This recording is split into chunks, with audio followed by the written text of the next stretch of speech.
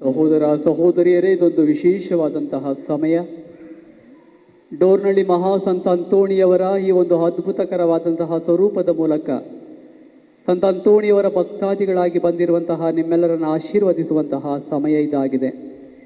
ಈ ಒಂದು ವೇಳೆಯಲ್ಲಿ ನಿಮ್ಮ ಕೋರಿಕೆಗಳನ್ನು ಸಂತ ಅಂತೋಣಿಯವರ ಒಂದು ಪಾದದಡಿಯಲ್ಲಿ ಇಟ್ಟು ಪ್ರಾರ್ಥಿಸಿ, ಸಂತ ಅಂತೋಣಿಯವರು ನಿಮಗೋಸ್ಕರ ಪ್ರಭುವಿನ ಮೂಲಕ ಪ್ರಾರ್ಥಿಸಿ ಏರಳವಾದಂತಹ ಆಶೀರ್ವಾದವನ್ನು ನಿಮಗೆ ದಯಪಾಲಿಸುತ್ತಾರೆ. ಪ್ರಭು ನಿಮ್ಮೊಡನೆ ಇರಲಿ, ನಿಮ್ಮಾತ್ಮದೊಡನೆಯೂ ಇರಲಿ. ಸರ್ವಶಕ್ತ ದೇವರಾದ ಪಿತಾ ಮತ್ತು ಸುತ ಮತ್ತು ಪವಿತ್ರಾತ್ಮರು ಸಂತ ಅಂತೋಣಿಯವರ ಮೂಲಕ ನಮ್ಮೆಲ್ಲರನ್ನೂ